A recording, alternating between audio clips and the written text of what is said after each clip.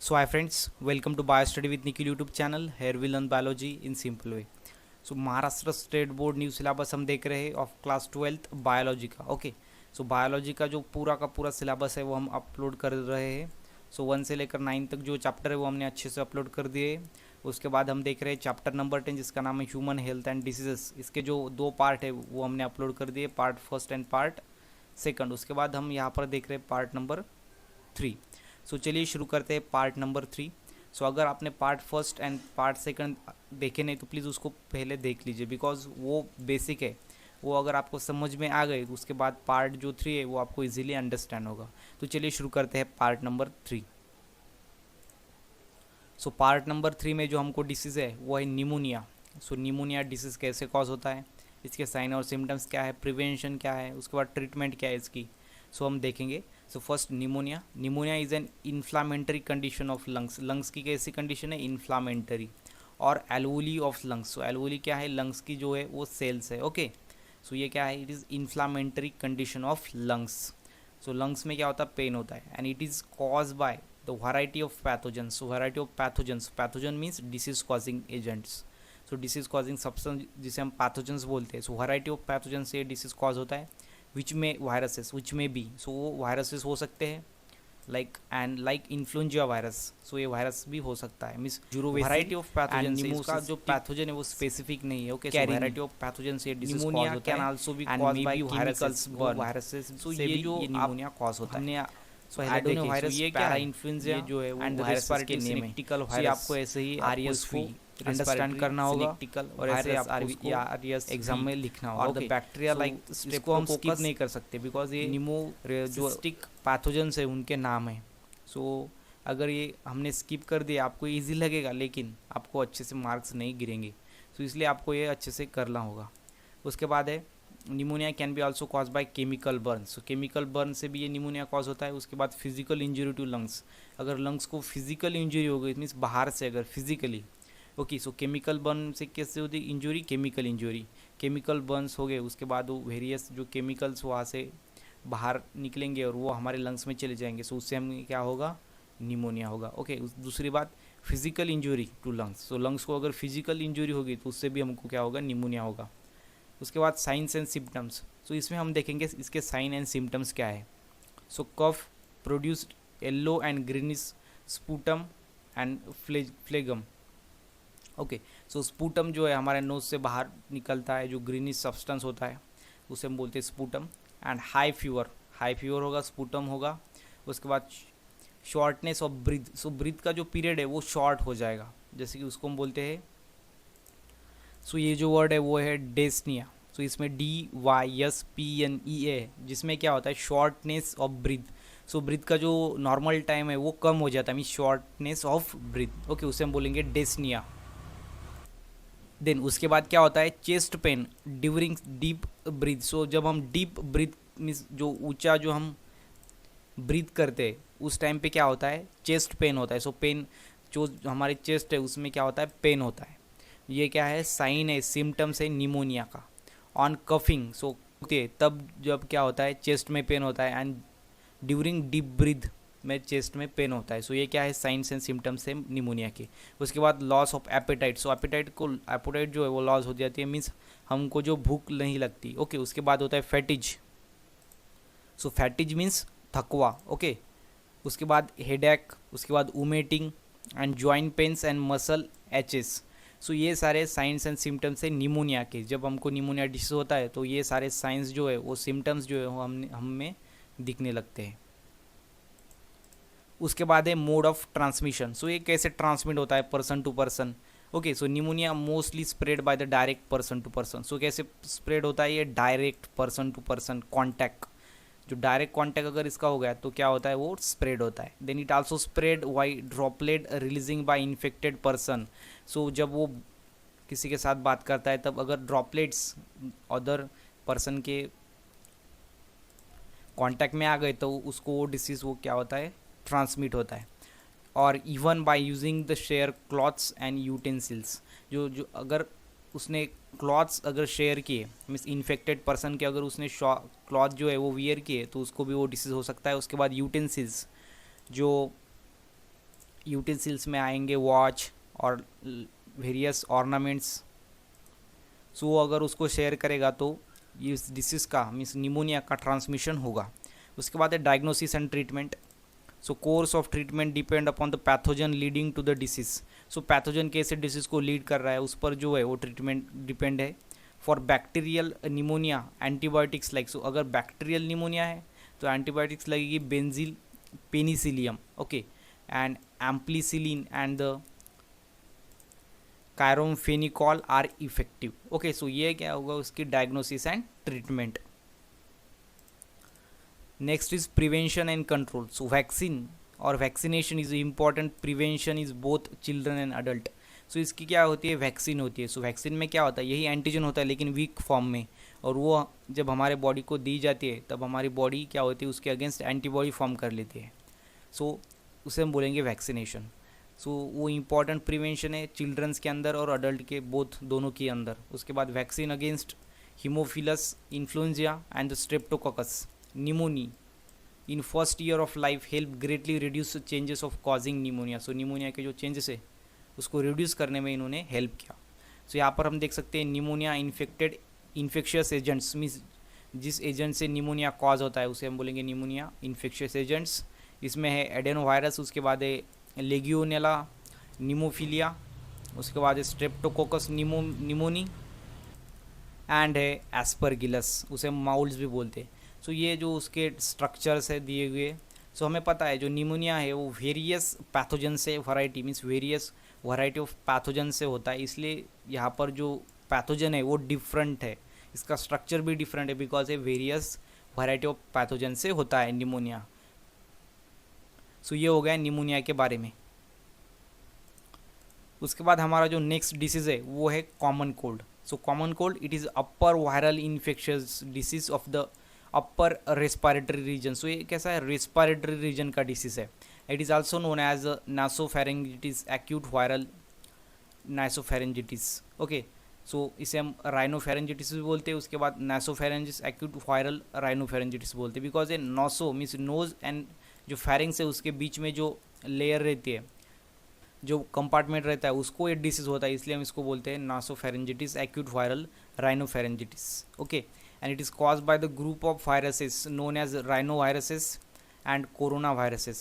so जो rhinoviruses जो group है और कोरोना वायरस के जो ग्रुप्स है उससे क्या होता है, ये डिसीज़ को कॉज होता है। ओके, इसमें साइन एंड सिम्टम्स क्या है, जब ये डिसीज़ हमको हो गया तो हमको क्या साइंस एंड सिम्टम्स दिखेंगे। सो कफ, उसके बाद sore throat, then running nose, then nasal congestion and sneezing and conjunctivitis, red eyes. So conjunctiva जो है वो जो आई की लेयर है उसमें जो डिसीज़ होता है इसलिए हम उसको कंजक्टिविटीज़ बोलते हैं, जिसमें आइज़ जो है हमारे रेड हो जाते हैं जब हमको कॉमन कोल्ड होता है। उसके बाद मसल रैशेस, उसके बाद फैटिज मीन्स हमको जो है वो एनर्जी हमारी बॉडी के अंदर कम हो जाती है। उसके बाद हेडेच, देन शिवरिंग, हमें बहुत हमारी बॉडी जो है वो कोल्ड पड़ती है। उसके बाद लॉस ऑफ एपेटाइट। सो यहाँ पर यल होगा loss of appetite. Appetite means हमको जो भूख लगती है वो लगती ही नहीं। ओके, सो जिस पर्सन को अगर कॉमन कोल्ड डिसीज हो गया तो उसको भूख नहीं लगेगी, सो इसको हम बोलेंगे लॉस ऑफ एपेटाइट। उसके बाद यहाँ पर दिए गए हैं prevention and control. So control and prevention इसके क्या है, staying away from the person suffering from common cold. So common cold जिस पर्सन को हुआ है उस पर्सन के साथ दूरी बना कर रही है, क्योंकि ये कैसा है, वायरल इन्फेक्शन है, मीन्स ये इन्फेक्शन जो है वो अदर पर्सन को डायरेक्टली वो उसको ट्रांसफ़र हो सकता है। उसके बाद washing hands with the soap and water to cover nose and mouth wash करिए। तो हमारे जो नोज है एंड माउथ है उसको कवर कीजिए हैंकरचिप से ड्यूरिंग कफिंग एंड स्नाइजिंग। जब हम स्नाइजिंग करते हैं उसके बाद कफिंग करते हैं तब हमारे जो मुंह होता है उसके बाद जो हमारे नोज़ होते हैं उनको आप कवर रखिए। इससे क्या होगा, वो डिसीज़ के जो पैथोजन है वो सराउंडिंग एनवायरनमेंट में जो स्प्रेड नहीं होंगे। ओके, उसके बाद alcohol based hand sanitizer can be use. So alcohol based hand sanitizer means जिस हैंड सैनिटाइजर में अल्कोहल है, सो अल्कोहल क्या करता है, उस पैथोजन को किल करने का काम करता है। ओके, सो अल्कोहल बेस्ड हैंड सैनिटाइजर का आप इस्तेमाल करें। सो ये हो गए उसके प्रिवेंशन एंड कंट्रोल। उसके बाद जो नेक्स्ट डिसीज़ है वो है रिंग वर्म। सो फर्स्ट देखा हमने निमोनिया, उसके बाद देखा कॉमन कोल्ड। अब यहाँ पर जो थर्ड डिसीज़ है वो है रिंग वर्म, जिसे हम डर्मेटोफाइटोसिस भी बोलते हैं, बिकॉज ये स्किन का डिसीज को हम dermato, so derm means skin, okay, so skin से रिलेटेड डिसीज है ये ringworm. So it is a fungal infection of skin, so fungal infection है स्किन का, and it is caused by many fungal species belonging to the genera Trichophyton and the Microsporum. So Trichophyton and Microsporum जो genera है उससे belonging जो spaces है fungal spaces, उससे ये disease cause होता है। And this fungi feed on keratin in skin, so हमारे स्किन पर क्या रहता है, केराटिन रहता है, और ये फंजा क्या करती है, उस पर फीड करती है, मीन्स उससे अपना जो फूड है वो लेते हैं, मीन्स उस पर फीड करते हैं। सो इसलिए ये डिसीज़ हमें होता है, स्किन का डिसीज़ है। और केराटिन हमारे हेयर्स में भी होता है, उसके बाद नेल्स में भी होता है, ओके। उसके बाद साइन एंड सिम्टम्स क्या है इसके, so infected skin show enlarge red rings cause due to the ringworm. So ringworm से क्या होगा, हमें ऐसे रेड जो है वो हमें रिंग देखने को मिलेंगे हमारे बॉडी पर, हमारी स्किन पर। Then appearance of the dry and scaly lesions, lesions means क्या होते हैं, जो धब्बे हमें दिखाई देते हैं red on various part of our body, and these red patches cause intensive itching। So intense itching हमें उस जो पैचेस होते हैं रेड पैचेस उससे होती है। उसके बाद इन्फेक्शन ऑफ स्नेल टर्म एज एनेकोमाइकोसिस, अगर हमें नेल का इन्फेक्शन हो गया उसको हम बोलेंगे एनेकोमाइकोसिस, मीन्स जो नेल का अगर उसको नेल को अगर हमारे इन्फेक्शन हो गया उसको हम बोलेंगे onychomycosis. And in which nails become, so इसमें क्या होता है एनेकोमाइकोसिस में, नेल्स बिकम थिक, सो हमारे जो नेल्स है वो थिक बन जाते हैं, एंड डिसकलर्ड, सो कलर उसका बदल जाता है। उसके बाद डिसफिगर मीन्स उसका जो शेप है वो नॉर्मल नहीं रहता। सो जब हमको एनेकोमाइकोसिस डिसीज होता है, सो एनेकोमाइकोसिस मीन्स जब हमारे नेल्स को डिसीज होता है। उसके बाद athlete's foot is a fungal infection, so athlete जो फुट है it is a fungal infection, वो फंगल इन्फेक्शन है that usually begins between the toes. So हमारे टोज से वो क्या होता है, उसकी बिगिनिंग होती है, मीन्स उसकी शुरुआत होती है किसकी, एथलीट्स फुट फंगल इन्फेक्शन की। उसके बाद यहाँ पर है diagnosis and treatment. So diagnosis is a physical examination of the treatment. So diagnosis क्या है, फिजिकल एग्जामिनेशन है। सो फिजिकल एग्जामिनेशन, फिजिकली वो कैसा दिख रहा है उसकी एग्जामाइन करना उसको। ड्रग्स लाइक नाइस्टेन, उसके बाद है fluconazole and itraconazole, so fluconazole and itraconazole ETC। Then prevention and control. So ये जो डिसीज़ का जो पार्ट है वो थोड़ा लेंदी है और इसको आपको ऐसे ही ध्यान में रखना होगा। इसके ड्रग्स आपको ध्यान में रखने होगी, उसके बाद डिसीज़ ध्यान में रखने होगी, उसके बाद उसके पॉजिटिव एजेंट मीन्स कौन से पॉजिटिव पैथोजन से उस डिसीज़ जो डिसीज़ होता है, उसके बाद उसका मोड ऑफ ट्रांसमिशन। तो इसको आप चार्ट बनाकर याद रख सकते हो कंपेरेटिवली सबको देखकर। उसके बाद यहाँ पर हम देखेंगे प्रिवेंशन एंड कंट्रोल इस डिसीज़ के, जिसे हम बोलेंगे ringworm, okay. So avoid close contact, sharing of cloth, so close contact को अवॉइड कीजिए। उसके बाद sharing of cloth, so cloth को मत शेयर कीजिए दूसरों के साथ। उसके बाद स्पोर्ट इक्विपमेंट्स को शेयर मत कीजिए, ओके। उसके बाद washing clothes in hot water, so hot water के अंदर उसको वॉश कीजिए, बिकॉज जो पैथोजन है वो किल होनी चाहिए विद द फंगीसाइडल सोप। जो सोप फंगीसाइड मीन्स जो फंगी को मीन्स फंगाई को जो किल करते हैं ऐसी सोप, उसको हम बोलेंगे फंगीसाइडल सोप, वो यूज़ कीजिए to destroy fungal pathogen. Because ये जो डिसीज़ है रिंगवर्म वो कैसे होता है, फंगल इन्फेक्शन है एक, वो कैसे फंजाई से होता है। उसके बाद मोड ऑफ ट्रांसमिशन इसका क्या है, so ringworm spread by the sharing of cloth of the infected person ETC। So इसलिए क्या होगा, क्लॉथ्स जो है क्लॉथ से ये शेयर हो गए, इसलिए हमको जो क्लॉथ है वो अच्छे से क्लीन करने पड़ेंगे। उसके बाद close contact with the infected person is another mode of infection, so close contact को अवॉइड कीजिए, बिकॉज ये जो है वो इन्फेक्शन का ट्रांसमिशन का मोड है, ओके, रिंगवर्म डिसीज़ का। सो यहाँ पर आप डायग्राम में देख सकते हैं, ये है रिंगवर्म डिसीज़, जिसमें क्या होता है हमारे बॉडी के ऊपर जो यहाँ पर रेड पैचेस और लेसन्स हम उसको बोलेंगे वो अराइज होते हैं। And this fungus live on the dead tissue of the skin. तो यहाँ पर जो टिश्यू है, यहाँ पर जो डेड टिश्यू है वहाँ पर जो है फंगस वो लिव करते हैं, बिकॉज स्किन के अंदर क्या होता है केराटिन एंड जो ये फंजा है वो केराटिन के ऊपर फीड करते हैं, मीन्स केराटिन को अपना फूड एज अ फूड उसको यूज़ करते हैं, ओके। सो ये रिंगवर्म लेसन है, मीन्स आपको अगर डिसीज़ हो गया तो ऐसे लेसन्स आपके बॉडी के ऊपर आएंगे। उसके बाद fungal hyphae and microscopic ringworm. So microscopic means अगर हम उसको माइक्रोस्कोप के अंदर देखेंगे तो हमें ऐसा उसका स्ट्रक्चर दिखाई देगा। ओके, सो इसलिए हम इसको बोलेंगे माइक्रोस्कोपिक रिंग वर्म। सो ये है रिंग वर्म के बारे में। उसके बाद जो सेकंड डिसीज़ है वो है dengue. Okay, so dengue fever is painful. उसके बाद डिबिलेटिंग वेक्टर बॉर्न डिसीज़ है। सो डेबिलिटेटिंग वेक्टर बॉर्न डिसीज़ मतलब क्या? सो वेक्टर हमें पता है, जो डिसीज़ को वन पर्सन से अनदर पर्सन तक लेकर जाता है उसे हम बोलेंगे वेक्टर। सो ये डेबिलिटेटिंग वेक्टर से बॉर्न डिसीज़ है बिकॉज कॉज बाय वन और 4 क्लोजली रिलेटेड डेंगू वायरसेस। सो इसको कितने डेंगू वायरसेस लगेंगे? 4 लगेंगे। सो इसलिए हम इसको बोलते हैं डेबिलिटेटिंग वेक्टर बॉर्न डिसीज़। सो इसमें जो एक वायरस होता है वो कैपेबल नहीं होता उस पर्सन को डिसीज़ कॉज करने के लिए, इसलिए इसको क्या लगते हैं? 1 बाय 1 4 क्लोजली रिलेटेड जो डेंगू वायरस है उसको लगते हैं, इसलिए इसको हम बोलते हैं डेबिलिटेटिंग वेक्टर बॉर्न डिसीज़।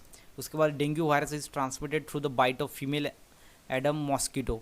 सो हमें पता है फीमेल एडस मॉस्किटो बिकॉज जो फीमेल है वो ब्लड सक करते हैं हमारे बॉडी के अंदर, ह्यूमन बींग के अंदर, एंड जो मेल होते हैं मीन्स मेल मॉस्किटो वो क्या करते हैं? नेक्टर सकर करते हैं, वो फ्लावर का जो नेक्टर है उसको सक करते हैं, इसलिए जो इन्फेक्शन है वो फीमेल एनाफिलस मॉस्किटो और फीमेल एडस मॉस्किटो से ट्रांसमिट होता है।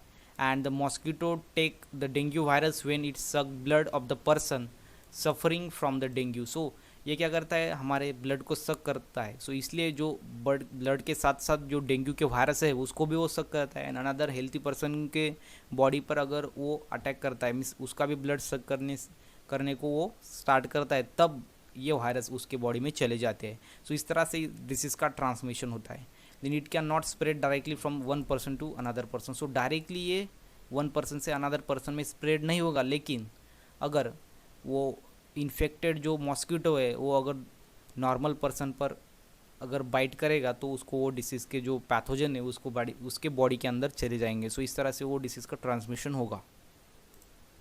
सो अब हमारे पास जो नेक्स्ट डिसीज़ है, मोस्ट इम्पॉर्टेंट डिसीज़ है, वो है कैंसर। सो कैंसर को हम डिटेल में पढ़ेंगे। सो कैंसर क्या है? So cancer it is abnormal, uncontrollable and purposeless division of the cells may leads to the formation of development of mass of undifferentiated cells, उसे हम बोलेंगे ट्यूमर। सो ये क्या है? एबनॉर्मल, सो नॉर्मल नहीं है। उसके बाद अनकंट्रोल, सो ऐसी ग्रोथ होती है सेल की उसे हम कंट्रोल नहीं कर सकते। उसके बाद पर्पसलेस डिवीजन, जिसका कोई पर्पसेस नहीं है उस सेल डिवीजन का, मीन्स उस सेल डिवीजन का कोई काम भी नहीं है, लेकिन वो सेल डिवीजन होता है। अनकंट्रोल ग्रोथ होती है सेल की, एबनॉर्मल ग्रोथ होती है सेल की। एंड उसके बाद क्या होता है? Mass of undifferentiated cells. So cells का ऐसा मास जो है वो फॉर्म होता है बिकॉज यहाँ पर एबनॉर्मल ग्रोथ हुई है सेल की, और उसे हम क्या बोलते हैं? ट्यूमर बोलते हैं। सो ओके, सो अगर ऐसा मास ऑफ सेल हमारे बॉडी के अंदर फॉर्म हो गया तो उसे हम बोलेंगे cancer. So cancer harm the body when cancerous cells divide uncontrollably, okay, to form the new lumps or the masses of tissue. So cancer harms the body. So हमारे बॉडी को ये हार्म करती है बिकॉज कैंसरियस सेल्स क्या करती है? Divide होती है, रीडिवाइड होती है अनकंट्रोलेबली, उसको कंट्रोल नहीं किया जा सकता, और हमारे बॉडी के अंदर वो क्या करती है? लम्प्स फॉर्म करती है, मास ऑफ टिश्यू फॉर्म करती है, और वो उसको हम क्या बोलेंगे? न्यूओप्लाज्म। सो न्यूओप्लाज्म किसको बोलेंगे? जब कैंसर की सेल की जो ग्रोथ है वो अनकंट्रोल हो जाती है, एबनॉर्मल हो जाती है, उसके बाद जो मास ऑफ टिश्यू फॉर्म होते हैं उसको हम बोलते हैं neoplasm. Okay, and study and diagnosis, treatment and prevention of cancer is called as oncologist. So जो कैंसर की स्टडी करती है उसकी डायग्नोस्टिक, ट्रीटमेंट एंड प्रिवेंशन की, उसे हम बोलेंगे ऑन्कोलॉजिस्ट्स। ओके, जो कैंसर की स्टडी, डायग्नोसिस, ट्रीटमेंट, प्रिवेंशन, सो कैंसर के बारे में जो स्टडी करते हैं उसे हम बोलेंगे oncologists. So cancer is of two type. First is benign, उसे हम बोलेंगे non malignant tumour, and then malignant tumour और cancer. So non malignant tumour and malignant tumour, ये आप जो नेम है वो ध्यान में रखिए बिकॉज ये समझने में आपको हेल्प होगी, आपको आसान जाएगा। Okay, so first non malignant tumour के बारे में देखते हैं। So it grows slowly, may attain quite large size. So ये कैसा ग्रो करता है? स्लोली ग्रो करता है, लेकिन attend quite large size. So large size develop होते हैं। सो कैंसर में हमें पता है, सो किसकी साइज डेवलप होगी? इसमें क्या होता है? अनकंट्रोल ग्रोथ होती है सेल की, बॉडी सेल की, और हमारे बॉडी के अंदर क्या होते हैं? मास ऑफ टिश्यू, मीस टिश्यू के जो है मीस ग्रुप ऑफ सेल, इसको बोलेंगे टिश्यू, और टिश्यू के मास फॉर्म हो जाते हैं, मीस लम्स और मास फॉर्म हो जाते हैं। जो यहाँ पर नॉन बेनिग्नेंट ट्यूमर है इसमें क्या होगा, वो सेल की ग्रोथ होगी लेकिन कैसे होगी, slowly but attain quite a large size but remain restricted at the site of origin. Means जहाँ से इसकी ओरिजिन हुई है वहाँ पर वो कैसा रहेगा, रेस्ट्रिक्ट रहेगा। ओके, सो वहाँ पर उसकी ग्रोथ नहीं होगी जहाँ से इसकी ओरिजिन होगी। किस ट्यूमर में, मीन्स किस कैंसर के टाइप में, नॉन मैलिग्नेंट ट्यूमर में। Okay, then it does not spread other part of the body. Some benign tumours are harmful and fatal, जैसे कि ब्रेन ट्यूमर। सो ब्रेन को अगर ट्यूमर हो गया, ब्रेन को अगर हमारे ट्यूमर हो गया तो ये कैसा होगा, हार्मफुल होगा, फैटल होगा। लेकिन if does not spread other part of body, so ये क्या होगा, अदर बॉडी पार्ट में स्प्रेड नहीं होगा। Benign tumours are harmful and fatal, जो बेनिग्न ट्यूमर है वो हार्मफुल होगा। Okay, and fatal, brain tumour जैसे कि। उसके बाद moreover the benign tumours में sometimes become malignant. So benign tumour जो है वो मैलिग्नेंट बन जाता है समटाइम्स। ओके, सो ये होगा नॉन मैलिग्नेंट ट्यूमर। सो अब देखते हैं मैलिग्नेंट ट्यूमर में क्या डिफरेंसेस है। The growth rate is rapid and the mortality. Okay, so growth rate यहाँ पर कैसा है, रैपिड है। यहाँ पर कैसा था, स्लो था। यहाँ पर रैपिड है एंड मोर्टेलिटी है। एंड मोर्टेलिटी मीन्स यहाँ से क्या होता है, आदमी की डेथ हो सकती है, उसे हम बोलेंगे mortality. And rapid growth cause overcrowding and disruption of the normal cell. जो नॉर्मल सेल है उसको वे डिस्टर्ब कर सकते हैं। कौन सा, malignant tumour. Okay, then the cancerous cells compete with the normal cells. So cancerous cells किससे कॉम्पीट करेंगी, नॉर्मल सेल से, and kill them. So normal cell को किल करेंगी कौन सी, cancerous cells. And this cancer spread from organ to organ by blood. उसके बाद lymph from new tumour. Okay, so ये क्या करेगा, फॉर्म करेगा new tumour. So organ to organ ये स्प्रेड होगा। जो नॉन मैलिग्नेंट ट्यूमर था ये it does not spread part of the body by the benign tumour. So ये क्या होगा, वो स्प्रेड नहीं होगा। लेकिन जो मैलिग्नेंट ट्यूमर है वो स्प्रेड होगा organ to organ by lymph, by blood, and new जो ट्यूमर है उसको फॉर्म करेगा। And this process called as metastasis, जिसमें क्या होता है, organ to organ cancer spread होता है और न्यू ट्यूमर फॉर्म करता है एक ट्यूमर से, उसको हम बोलेंगे मेटास्टेसिस। ओके, सो यहाँ पर हमने दो टाइप देखे, एक देखा नॉन मैलिग्नेंट ट्यूमर, उसके बाद देखा मैलिग्नेंट ट्यूमर। ओके, सो नॉन मैलिग्नेंट ट्यूमर जो है वो सीरियस इलनेस को कॉज नहीं करता है। Okay, it does not spread by the other body part. लेकिन जो मैलिग्नेंट ट्यूमर है वो बॉडी पार्ट से स्प्रेड होता है। उसके बाद जो नॉर्मल सेल्स को ये क्या करते हैं, डिसरप्शन प्रोवाइड करते हैं, उसको किल करते हैं। ओके, सो ये हो गया कैंसर के दो type, non malignant tumour and the malignant tumour. So tumour क्या है, सो कैंसर जो होता है जब सेल की ग्रोथ ज़्यादा होती है, एबनॉर्मल ग्रोथ होती है, उसके बाद जो फॉर्म होता है मास ऑफ सेल, उसे हम बोलेंगे ट्यूमर। ओके, सो अब देखेंगे types of cancer in simple way. So types of cancer कैसे गिरे और कितने टाइप के जो कैंसर होते हैं। सो फर्स्ट है कार्सिनोमा। सो कार्सिनोमा क्या होता है, so cancer that arises from the epithelial tissue from the connective lymphatic covering और the lining of the body organ. So body organ के ऊपर की लेयर और कनेक्टिव लिम्फेटिक कवरिंग, जिससे ये कैसा है, इपिथेलियल टिश्यू से कॉज होने वाला कैंसर है, इसलिए हम इसको बोलते हैं carcinoma, is called as carcinoma. So cancer that arise from epithelial tissue from connective lymphatic covering or the lining of the body organ, and it include man, it occurs breast cancer, so breast cancer होगा, उसके बाद lungs cancer, stomach cancer, skin cancer and etc. Carcinoma, so carcinoma जो है वो simple में है cancer that arises from the epithelial tissue.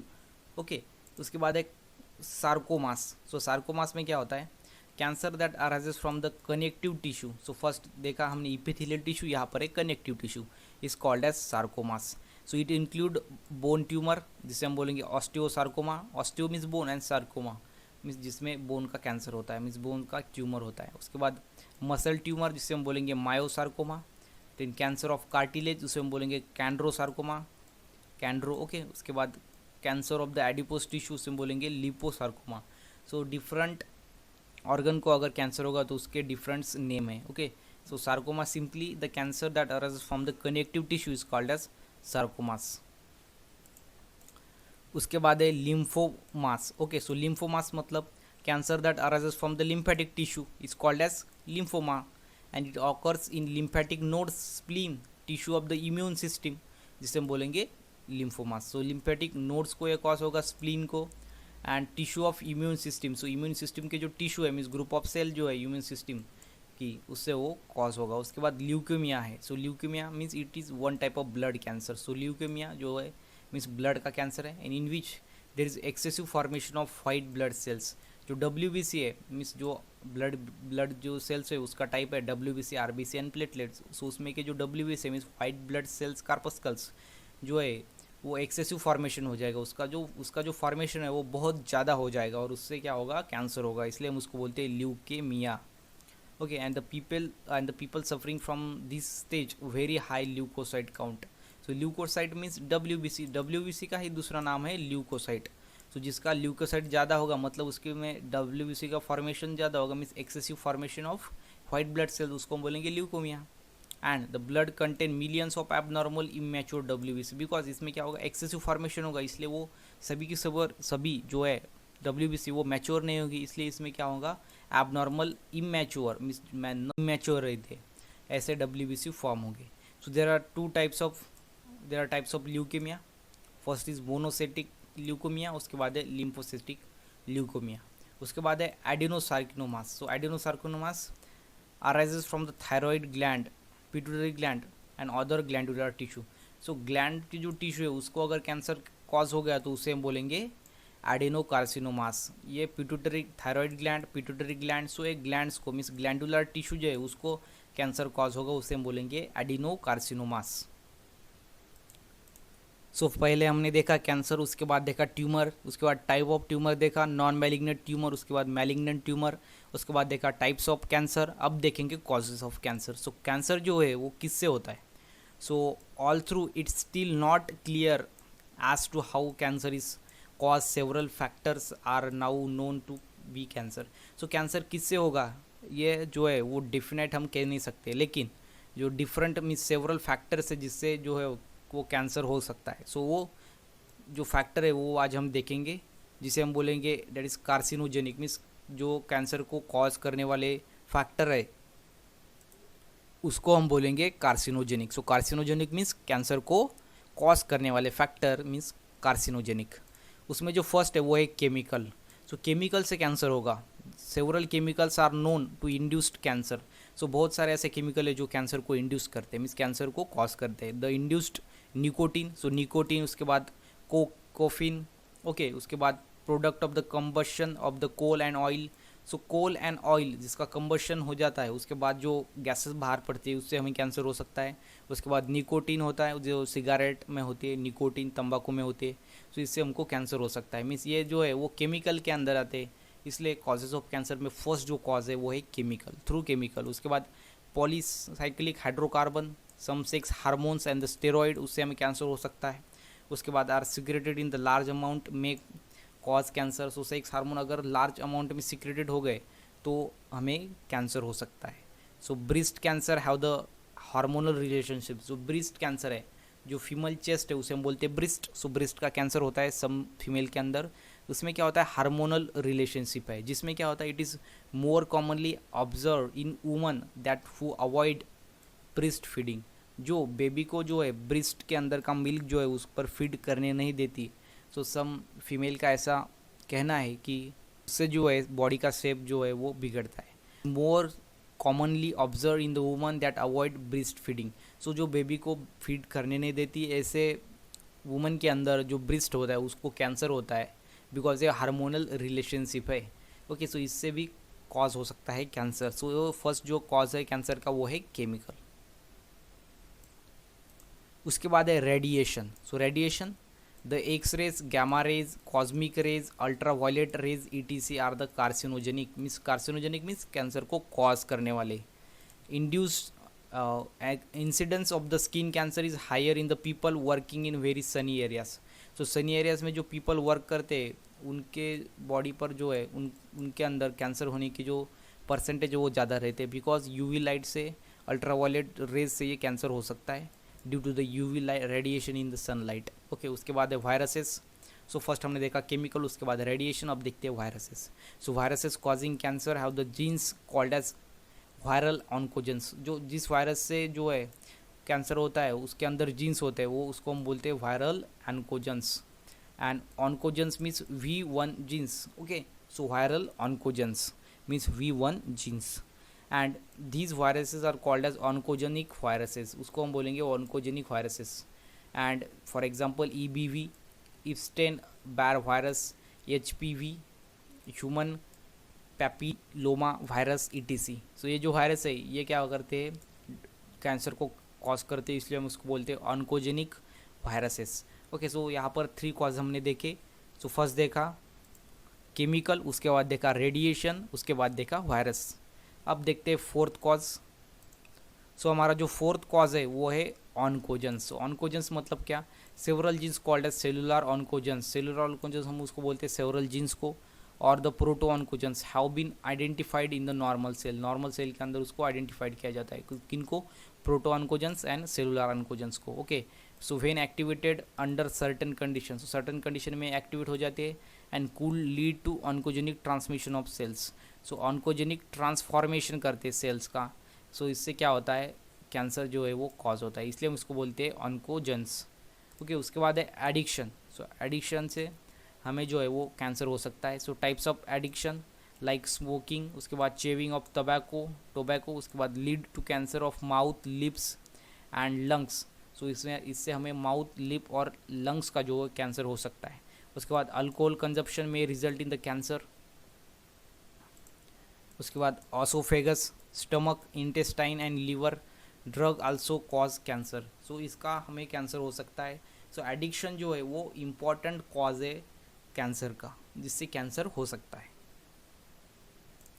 सो यहाँ पर जो है वो कैंसर के जो कॉजेज़ है वो यहाँ पर 5 कॉजेज़ है. फर्स्ट है एडिक्शन, उसके बाद है ऑन्कोजेंस, उसके बाद है chemical, radiation and viruses. Okay, अब देखते हैं treatment of virus. So virus की क्या ट्रीटमेंट है अब देखते हैं. सो फर्स्ट हमने देखा टाइप्स ऑफ कैंसर, उसके बाद टाइप्स ऑफ ट्यूमर देखा, उसके बाद कॉजेज ऑफ कैंसर देखा. अब देखते हैं treatment of cancer.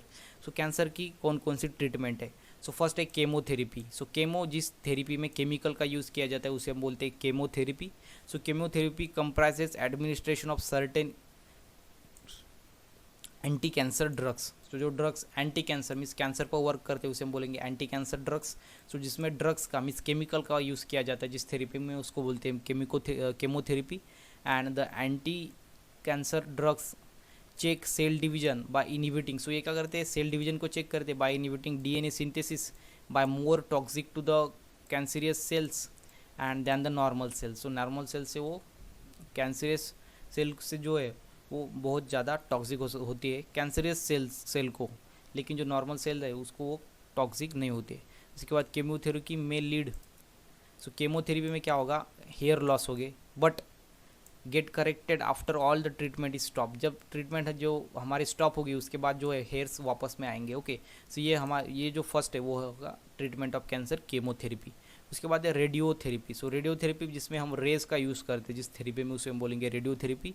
So in radiotherapy the basic principle of the bombard the cancerous tissue और cells with the ray from the radioactive material. So radioactive material से जो रे निकलते हैं उसको हम जो कैंसर के सेल्स है, कैंसर के टिश्यू है, उस पर बम्बार्ड करेंगे, उसको और हम उसको अप्लाइड करेंगे और उससे जो क्या होगा वो कैंसरियस सेल्स किल होंगे. सो कैंसर टिश्यू और the cell exposed radiation from the radioactive material such as cobalt, iridium iodine, cobalt, iodine and iridium. The X-rays, gamma rays are used to destroy cancer tissue or cells. जो x ray and gamma rays जो है वो cancer जो cells है उसको destroy करने में helpful है.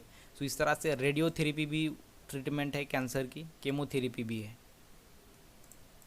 उसके बाद जो नेक्स्ट है वो है surgery.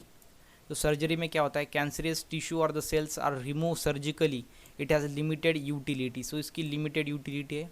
And in certain cases such a breast tumour और the uterine tumour the surgery is most effective. Other treatment are also use but. So surgery जो है वो मोस्ट इफेक्टिव है that except in surgery. Okay, so surgery जो है वो most important है. Surgery means यहाँ पर हम जो है सीजर का हेल्प लेते हैं, उसके बाद उसको सर्जिकली हम बाहर निकालते हैं. किसको, ट्यूमर को. मीन्स जो ट्यूमर क्या है, सो ट्यूमर ये जब जो सेल्स है कैंसरियस सेल्स जो उसकी ग्रोथ होते हैं अनकंट्रोल ग्रोथ, उसके बाद जो लम्स फॉर्म होते हैं ओके सेल्स के, उसको बाहर निकालते हैं सर्जिकली. ओके, उसके बाद है इम्यूनोथेरेपी. सो इम्यूनोथेरेपी में क्या होता है, so tumour cells have been shown to avoid detection and destruction by immune cells. So immune cells क्या करती है, उसको डिटेक्ट करती है, उसके बाद उसका डिस्ट्रक्शन करते हैं, उसको डिस्ट्रॉय करती है। तो इसको ही हम बोलेंगे इम्यूनोथेरेपी। जिस थेरेपी में हम इम्यून सेल्स को यूज़ करते हैं उसको हम बोलेंगे immunotherapy. That is the parents are given substance called as biological response modifiers such as interferon which activate their immune system. So interferon क्या करेंगे, उसकी इम्यून सिस्टम को एक्टिवेट करेंगे and help the destroying the tumours, and उसको help करेंगे destroying tumour. So tumour क्या है, cancer के बाद जो फॉर्म होता है उसे बोलेंगे ट्यूमर। जो ग्रुप ऑफ सेल्स होता है कैंसरियस सेल्स का जो ग्रुप होता है उसको हम बोलते हैं ट्यूमर। तो उसको डिस्ट्रॉय करने में हेल्प करेगा interferon.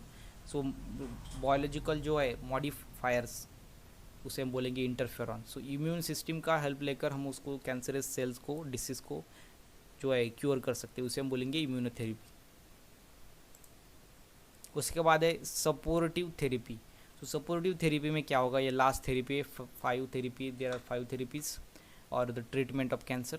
So it is used to treat symptoms of the cancer, side effect of the cancer. Treatment objectives of these therapies is improve the quality. So ये क्या होगा, it is used to treat symptoms of side effect of the cancer. So side effect of cancer जो है उसको हम इससे treat कर सकते हैं। objectives क्या रहेंगे of these therapies is improve the quality of life of cancer patient. So इसके क्या होगा, हम जो कैंसर पेशेंट है उसकी लाइफ जो है बढ़ा सकते हैं सपोर्टिव थेरेपी से। And depending upon the condition of individual patient. So condition उसकी कैसे है उससे उसकी लाइफ जो है हम बढ़ा सकते हैं, मीन्स उसकी जो लाइफ है उसकी क्वालिटी है उसकी इम्प्रूवमेंट कर सकते हैं उसके लाइफ के अंदर, because it is depend upon the condition of individual. So वो पेशेंट कैसा है उस पर जो ये डिपेंड है, उसे हम बोलेंगे सपोर्टिव थेरेपी। सो इससे हम इसलिए सिंपली हम क्या कर सकते हैं, उसकी जो क्वालिटी ऑफ लाइफ है और कैंसर पेशेंट है उसकी लाइफ को हम इम्प्रूव कर सकते हैं। सो ये हो गया ट्रीटमेंट ऑफ कैंसर्स। उसके बाद है एड्स, तो जिसका लॉन्ग फॉर्म है acquired immunodeficiency syndrome. So acquired immunodeficiency syndrome is usually fatal. So fatal means infection को कैरी कर जो कॉज करता है, illness cause by the retrovirus जिसमें सिंगल स्टैंडर्ड आरएनए होता है, SS RNA, known as human immunodeficiency virus, HIV जिसको हम बोलते हैं, जिससे एड्स जो है वो कॉज होता है। So which weakens the body immune system. जो बॉडी इम्यून सिस्टम को क्या कर देता है, वो वीक कर देता है, and living the victim vulnerable to the life. Treating opportunistic infection in neurological disorders usually malignancies. So it can be called modern pandemic worldwide, infective both industrialization and the developing countries. So एक ऐसा disease है world wide disease है। सो बहुत सारे world में ये disease होता है, एंड एड्स जो है इसकी जो है ट्रीटमेंट नहीं है। ओके सो इसलिए जो है वो क्या कर सकता है, अफेक्टिंग इंडस्ट्रियलाइजेशन को अफेक्ट कर सकता है और डेवलपिंग कंट्रीज़ को ये अफेक्ट कर सकता है। अफेक्ट मीन्स उस पर बैड इफेक्ट ये प्रोड्यूस कर सकता है। So AIDS was firstly notice in USA. So USA के अंदर ये फर्स्टली नोटिस हुआ इन 1981 के अंदर, and in India first confirm case of the AIDS April 1986 from Tamil Nadu. So Tamil Nadu से जो है फर्स्ट एड्स की जो पेशेंट है वो मिला इन 1986 के अंदर, अप्रैल में।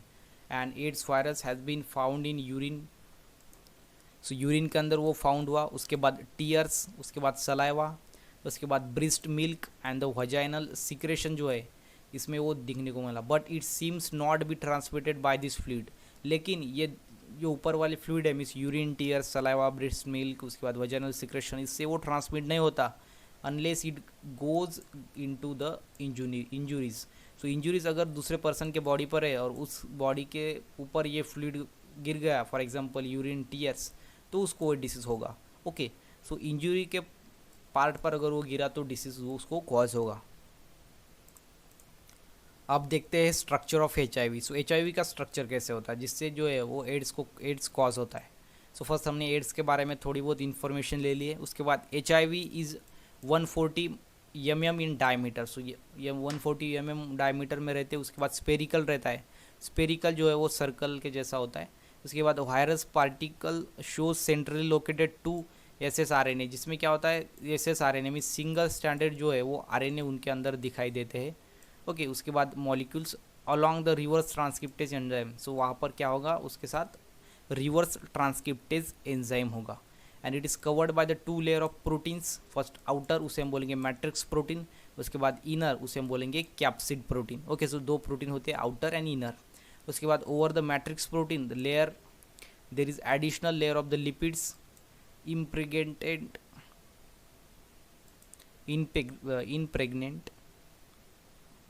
impregnate with the glycoproteins GP120 and GP41. जो ग्लाइकोप्रोटीन्स है उसकी लेयर रहेंगी आउटर मैट्रिक्स के ऊपर. तो यहाँ पर 2 मैट्रिक्स हो गए, आउटर एंड इनर, जिसे हम बोलेंगे मैट्रिक्स प्रोटीन आउटर को, एंड इनर को बोलेंगे कैप्सिड प्रोटीन. सो मैट्रिक प्रोटीन्स के ऊपर ग्लाइकोप्रोटीन्स की 2 लेयर रहेंगी.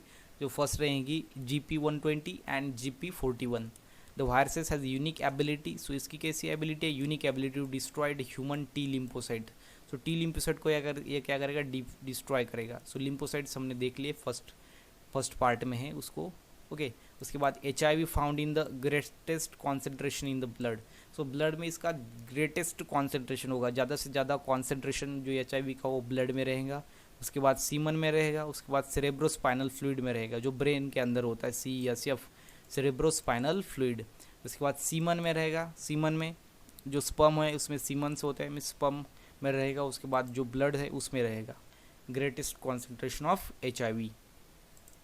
सो यहाँ पर आप देख सकते हो स्ट्रक्चर ऑफ HIV के अंदर यहाँ पर मैट्रिक्स है, आप देख सकते हैं यहाँ पर मैट्रिक्स, उसे हम बोलेंगे आउटर मैट्रिक्स. उसके बाद यहाँ पर रिवर्स ट्रांसक्रिप्टेज एंजाइम है और यहाँ पर कैप्सिड है, उसे हम बोलेंगे इनर मैट्रिक्स. ओके, उसके ऊपर 2 लेयर है. फर्स्ट है GP120, उसके बाद है GP41. सो ये हो गया GP120, ये हो गया GP41, मीन्स ग्लाइकोप्रोटीन के 2 लेयर है. उसके बाद सिंगल स्ट्रैंडेड RNA है बीच में, 2 SS RNA 2 है, ये एक RNA, उसके बाद ये दूसरा RNA. उसके बाद रिवर्स ट्रांसक्रिप्टेज है यहाँ पर, ये हो गया रिवर्स ट्रांसक्रिप्टेज. सो स्पेरिकल इसका जो है वो शेप है. तो इस तरह से ये हो गया structure of HIV. Simple structure है एंड सिंपली आपको इस पर ध्यान में रखना है उसको. इसमें जो बीच में है वो सिंगल स्ट्रैंडेड RNA है, 2 RNA है. उसके बाद यहाँ पर आउटर प्रोटीन है, उसके बाद लिपिड है, उसके बाद कैप्सिड प्रोटीन है जो इनर वाला है. उसके ऊपर जो आउटर मैट्रिक्स है, मैट्रिक्स प्रोटीन, उसके ऊपर 2 लेयर है ग्लाइकोप्रोटीन की, उसको बोलेंगे glycoprotein 120 and glycoprotein 41. Okay, so GP120 and GP41. सो ये हो गया स्ट्रक्चर ऑफ HIV. सो अब देखते हैं disease can be transmitted through. So disease जो है वो कैसे ट्रांसमिट होंगे? सो अनसेफ सेक्सुअल कॉन्टैक्ट जो होगा अगर, तो एड्स डिसीज़ जो है वो ट्रांसमिट हो सकता है. Include oral and the vaginal sex. So यहाँ से जो वो डिसीज़ वो ट्रांसमिट होगा. उसके बाद ब्लड से ये डिसीज़ ट्रांसमिट हो सकता है. फॉर एग्जांपल ब्लड ट्रांसफ्यूशन और द नीडल शेयरिंग. अगर नीडल एक पर्सन की दूसरे पर्सन के अंदर और उसने इंजेक्ट की, तो उसको जो है वो ब्लड के साथ साथ वो डिसीज़ HIV के जो पैथोजन है वो उसके बॉडी के अंदर जा सकते हैं. मीन्स वो ब्लड से वो क्या हो सकता है? ट्रांसमिट हो सकता है. उसके बाद from mother to child transplacenta. So placenta से जो है मदर टू चाइल्ड में वो डिसीज़ जो है, डिसीज़ के पैथोजन है वो जा सकते हैं. बिकॉज मदर एंड चाइल्ड को जो लिंक करता है उसे हम बोलते हैं प्लासेंटा. तो जब जो बेबी होता है, जो फिटस होता है, मदर बॉडी के अंदर रहता है तब. And a pregnant woman can transmit the viruses to her child through their shared blood circulation of the nourishing mother can transmit if her to it to her baby or her breast milk. so breast milk से भी इस disease जो है, ये disease अगर जो female है उसके अंदर अगर ये डिसीज़ है और उसका ब्रेस्ट का मिल्क अगर उसके फिटस ने ले लिया तो उसको भी ये डिसीज़ हो सकता है. So disease can be transmitted through unsafe sexual contact, उसके बाद ब्लड, एंड उसके बाद from mother to child by transplacenta और by milk, breast milk. Okay, so ये हो गया disease can be transmitted through. So ये जो 3 में इससे जो डिसीज़ ट्रांसमिट हो सकता है. उसके बाद यहाँ पर एक clinical manifestation. So manifestation means simply symptoms of AIDS. So AIDS के क्या सिम्टम्स दिखेंगे? सो फर्स्ट दिखेगा इनिशियल इन्फेक्शन. इसमें क्या होगा? With the viruses and the formation of antibodies usually 2 to 8 week after the initial infection. Initial infection होने के बाद क्या होगा? 2 to 8 डेज़ के अंदर एंटीबॉडीज़ फॉर्म हो जाएंगी. उसके बाद सेकंड होगा असिम्टोमेटिक कैरियर स्टेट. सो ये यहाँ पर असिम्टोमेटिक होगी, मीन्स इसके जो सिम्टम्स है वो दिखेंगे नहीं इसको, इसलिए हम इसको बोलेंगे asymptomatic carrier state. Okay, in which no sign of disease are seen. Incubation period range from 6 to 10 years. तो इसका इंक्यूबेशन पीरियड कैसा होगा, 6 to 10 ईयर्स होगा, और यहाँ पर नो साइन हो गए, मीन्स यहाँ पर असिम्टोमेटिक कैरियर स्टेट इसको हम बोलते हैं, बिकॉज इसमें साइन जो है वो दिखते नहीं. उसके बाद AIDS related complex, so with one or more following clinical science by the recurrent fever for longer than the 1 month. So recurrent fever आएगा लॉन्गर दैन द 1 month. उसके बाद फैटिज, सो हमें जो एनर्जी है वो कम हो जाएंगी बिल्कुल. उसके बाद अनएक्सप्लेन डायरिया, सो डायरिया जो ऐसा डायरिया आएगा जिसके हम एक्सप्लेन नहीं कर पाएंगे. उसके बाद नाइट स्वेट्स, ओके. उसके बाद loss of more than 10% of the body weight, so हमारा बॉडी वेट जो है वो लॉस हो जाएगा बाय 10%. सो ये जो है एड्स रिलेटेड कॉम्प्लेक्स जो जिसका सिम्टम्स जो है वो थर्ड है. उसके बाद जो 4 है वो है AIDS. So it is the end stage of HIV infection, जो कैसी है, एंड स्टेज है, okay, end stage. It's characterized by the life threatening. उसके बाद opportunistic infection like the pneumonia. So एक ऐसा इन्फेक्शन है, ये अपॉर्चुनिस्टिक इन्फेक्शन है, okay. So by sexual contact से ये होता है, इसलिए हम इसको अपॉर्चुनिस्टिक इन्फेक्शन बोलते हैं, लाइक निमोनिया, ओके. सो ये हो गया clinical manifestation means symptoms of AIDS. उसके बाद देखेंगे preventive measures. So preventive measures, so prevention हम क्या कर सकते हैं, okay. So first, AIDS has no cure, hence prevention is better, best choice, better not better, best choice, because यहाँ पर जो है उसकी क्योर नहीं है एड्स वाले पेशेंट की, तो इसलिए हमें प्रिवेंशन ही करना होगा. सो प्रिवेंशन ही हमारे लिए बेस्ट चॉइस है. उसके बाद the following step is help to preventing this dreadful disease. People particularly those in higher risk group should be educated about the HIV transmission. So HIV कैसे ट्रांसमिट होता है उसके बारे में उसको जो है एजुकेशन मिलना चाहिए, तभी वो उसको अवॉइड करेंगे, ओके. उसके बाद possible needles and syringes should be used. So जो नीडल्स है एंड सराइंस है जो यूज़ किए गए हैं उसको प्रॉपरली डिस्पोज करना पड़ेगा, प्रॉपरली, इमीडिएटली. सो तब जाकर क्या होगा, अगर HIV के पैथोजेंस उसमें है तो वो किल हो जाएगा, वो डिस्ट्रॉय हो जाएंगे, okay. Then sexual habit should be change immediately. आपकी सेक्सुअल जो हैबिट है वो आपको चेंज करनी पड़ेगी. उसके बाद high risk group should refrain from donating bloods. जो डोनेटिंग ब्लड्स है, ब्लड्स जब डोनेट करते वक्त आपको टेस्ट करके भी डोनेट करना पड़ेगा, बिकॉज आपके ब्लड में HIV का ट्रांसमिशन मीन्स HIV के पैथोजन है या नहीं है, सो आपको उसको क्या करना होगा, चेक करना होगा. उसके बाद टूथ ब्रशेस, उसके बाद razors, other articles that can become contaminated with the bloods should not be share. So अगर किसी क्लॉथ पर, रेजर्स पर, अगर ब्रशेस, टूथ ब्रश पर अगर ब्लड है तो उसको शेयर नहीं करना होगा, बिकॉज ब्लड से क्या होगा, वो HIV जो है वो ट्रांसमिट होगा. इसलिए ये जो सारे हैं ये क्या है, प्रिवेंटिव मेजर्स है. इससे हम क्या कर सकते हैं, इसका यूज़ करके उस डिसीज़ को प्रिवेंट कर सकते हैं. Then next, before receiving blood ensure that it has been secured, okay, screen for not containing HIV infection. HIV infection नहीं होना चाहिए, ऐसा ब्लड आपको रिसीव करना है. उसके बाद routine screening must be done for blood donors. So blood donors की रूटीन स्क्रीनिंग होनी चाहिए. उसके बाद ऑर्गन डोनर की लाइक किडनी, लंग्स, लिवर और कॉर्निया, ओके. सो उसके बाद donors of the semen and growth hormones patient undergoing haemodialysis of the female in high risk group who are pregnant and contemplating pregnancy. The next, laboratory diagnosis के क्या है. So first a test is used to detect the antibodies while a second is used to weed out any false positive result. The first test is ELISA, enzyme link immune sorbent assay. The confirmatory test is usually Western blot is a highly specific test. एक ऐसे highly specific test है. Then next है treatment of AIDS. So AIDS की treatment क्या है. So all through AIDS has no cure. Certain medicines called anti retroviral drugs can be reducing the viral load और prolong the life of HIV patient. उसकी जो HIV patient की life वो बढ़ा सकती है. सो इसमें जो एड्स पर क्योर नहीं है, ओके.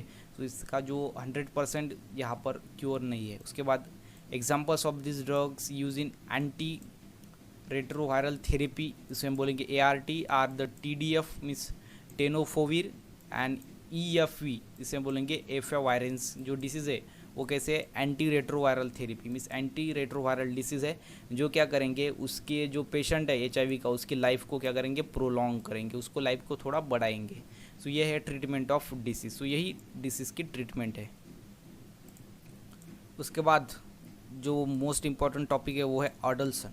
सो एडल्सन क्या होता है? So it is a period of the beginning with the appearance of secondary sexual characters and the termination with the cessation of somatic that is body growth. So यहाँ पर क्या होगा, it is a period, adolescence क्या है, ये एक period है with the appearance of the secondary sexual character. जब सेकेंडरी सेक्सुअल कैरेक्टर अपीयर होते हैं तब जो पीरियड स्टार्ट होता है उसे हम बोलते हैं adolescent. Okay,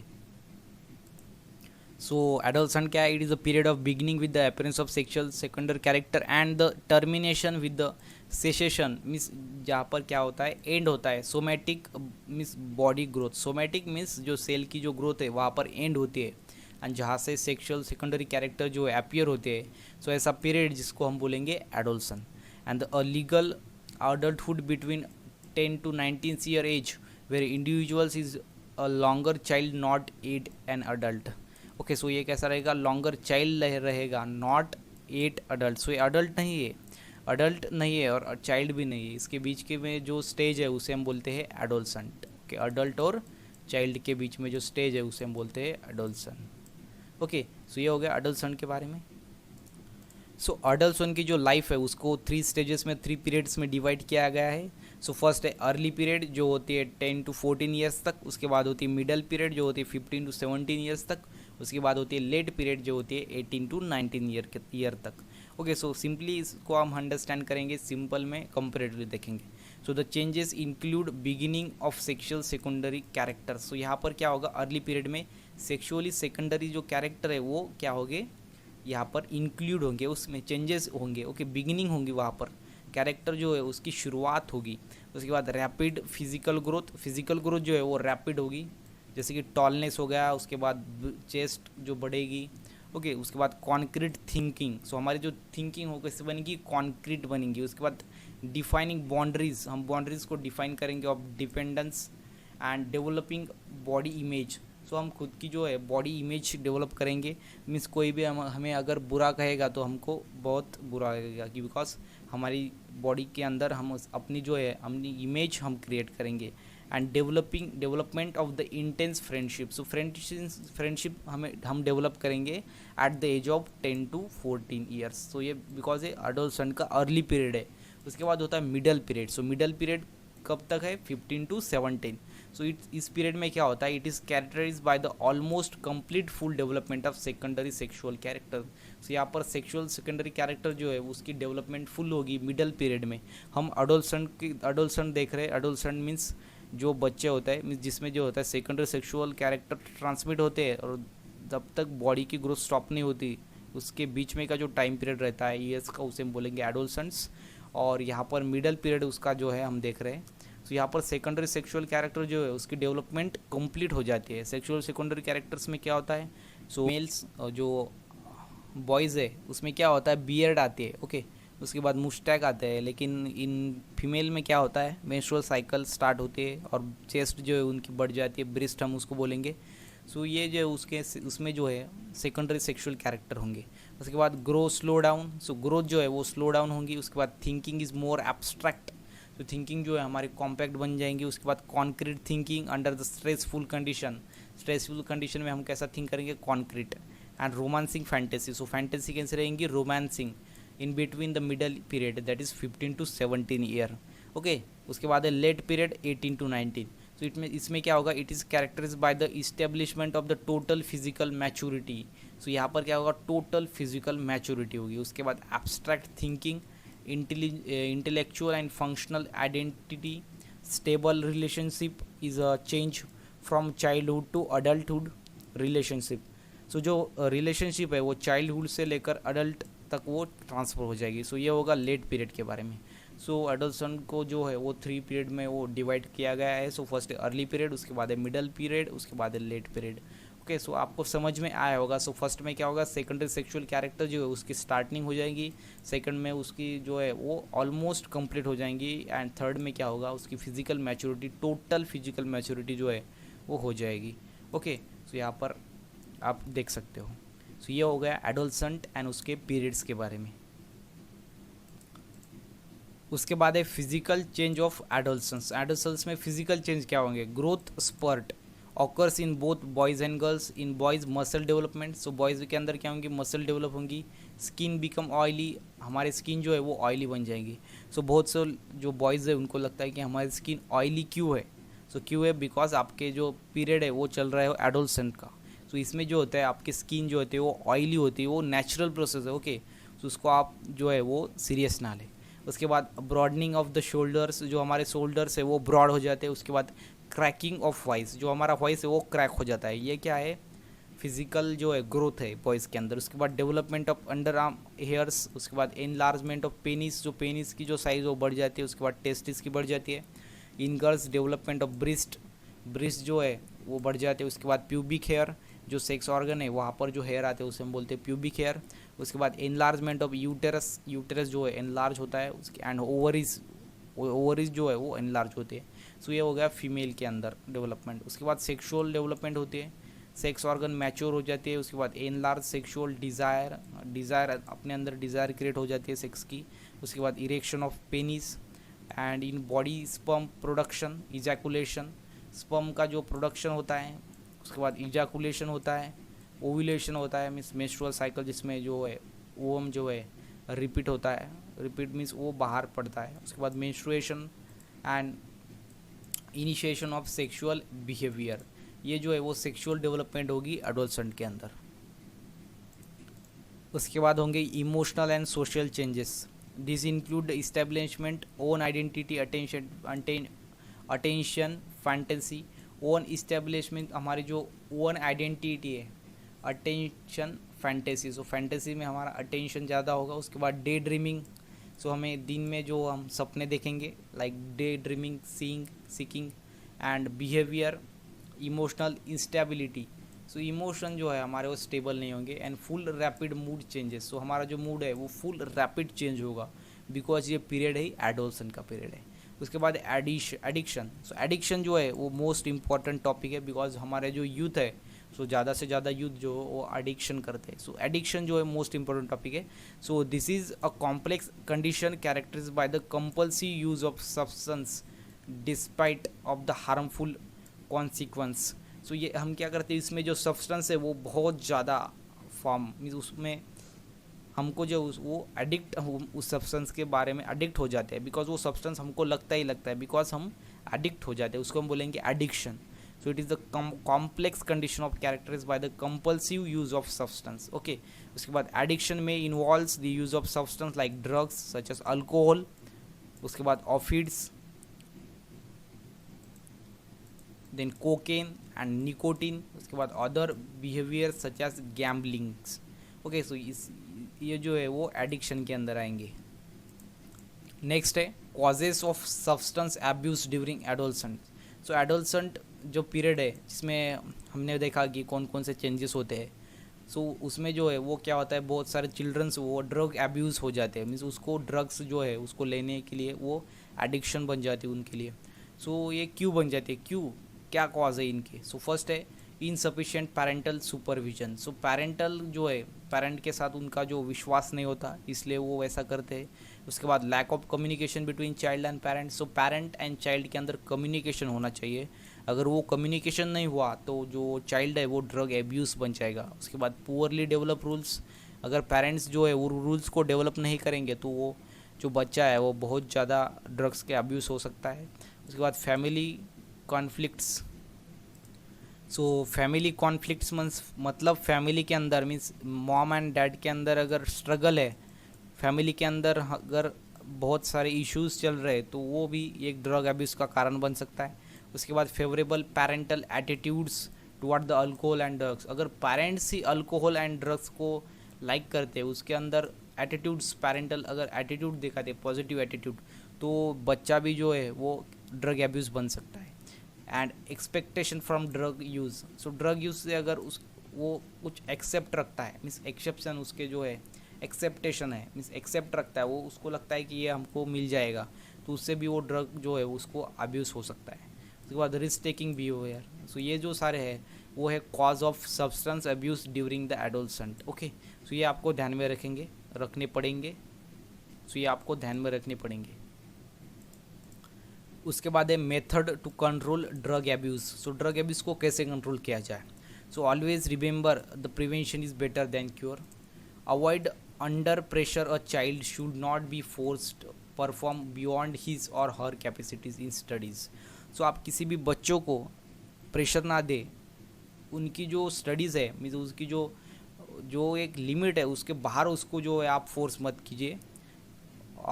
to force means do not should not be force perform beyond his or her, means वो बच्चा भी हो सकता है और गर्ल और बॉयज़ भी हो सकता है, capacities in study sport and other activities. So उसको ज़्यादा फोर्स मत कीजिए। उसके बाद education and the counselling of the child to face problem stress to accept disappointment and the failure as part of life. So अगर कोई बच्चा अगर एग्ज़ाम में फ़ेल होता है तो उसको as a part of life आप ले। सो अगर वो फेल हो जाता है तो वो लाइफ में फेल नहीं होगा, वो एग्ज़ाम में अगर फेल होगा तो वो लाइफ में फेल नहीं होगा। अगर आप ऐसा समझोगे तो ये जो है आप उसको कंट्रोल कर सकते हो, आपका बच्चा जो है वो ड्रग एब्यूज से बच सकता है। सो यहाँ पर आपको ऐसा ध्यान रखना पड़ेगा। सो ये हो गया method to control drug abuse. So part था ये जो थोड़ा पार्ट 3 का जो पार्ट है वो थोड़ा लेंदी है, लेकिन इसको अंडरस्टैंड करना पड़ेगा, हम इसको स्किप नहीं कर सकते।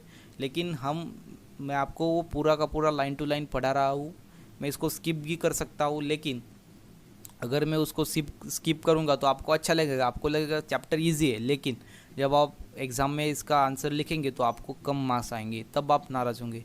ओके, सो अब आप थोड़ा आपको परेशानी होगी तो चलेगा, लेकिन आप जो है वो पूरा का पूरा चैप्टर देखिए और आप जल्दबाजी मत कीजिए। आप चैप्टर टू चैप्टर चलिए, एक एक चैप्टर आप लीजिए। सो हमने 1 से लेकर पूरे चैप्टर अपलोड कर दिए, सो अच्छे से उसको देख लीजिए। और इसमें का जो थोड़ा लास्ट पार्ट बचा है सो वो है drug abuse. So drug abuse में कौन कौन से ड्रग्स है, ओके, सो वो बचा हुआ है, वो उसका मैं आपको नोट्स प्रोवाइड कर दूंगा। और ये जो है वो एक्सप्लेन करने का जो टॉपिक नहीं है, ये आप उसको इजीली अंडरस्टैंड कर सकते हो। ओके, तो इसलिए मैं वो नहीं लूँगा। सो कुछ नहीं, एक जो पेज का वो रह गया है। ओके, सो यहाँ पर जो है हमारा ह्यूमन हेल्थ एंड डिसीजेज जो पार्ट है वो यहाँ पर एंड हुआ। तो thanks for watching bio study with Nikhil YouTube channel. Please like and subscribe to our channel. Thank you.